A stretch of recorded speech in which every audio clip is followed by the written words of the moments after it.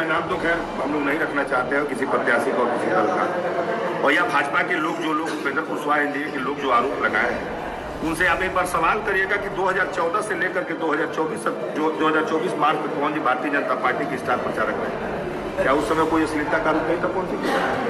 2024 तक पवन जी ने भारतीय जनता पार्टी में रहकर के भारतीय जनता पार्टी का सेवा किया है। कार्यकर्ता के तौर पर जो कहा गया है पवन सिंह ने किया।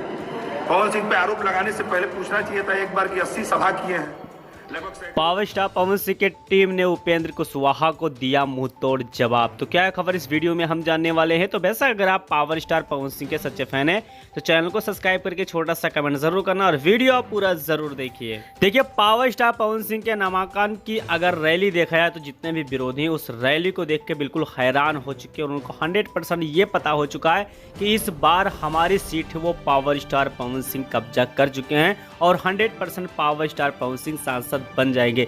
इसी बीच में अगर देखा जाए तो मोदी जी के नाम से वहां पर काफी ज्यादा चर्चा हो रही है, क्योंकि काफी लोग ये भी कह रहे हैं कि मोदी जी के नाम पर वहां पर वोट पड़ने वाला है।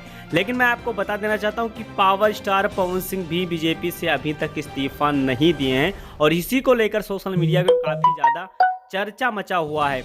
लेकिन मैं आपको बता देना चाहता हूं कि पावर स्टार पवन सिंह के ही टीम के लोग ने देखा जाए तो उपेंद्र कुशवाहा को जम के रेला और मुंहतोड़ जवाब दिया और इस बार 100% पावर स्टार पवन सिंह सांसद बनने वाले हैं। तो वैसे इस पे आपका क्या राय चल रहा है कमेंट बॉक्स में कमेंट करिए और मिलते हैं आपको अगले वीडियो के साथ। तब तक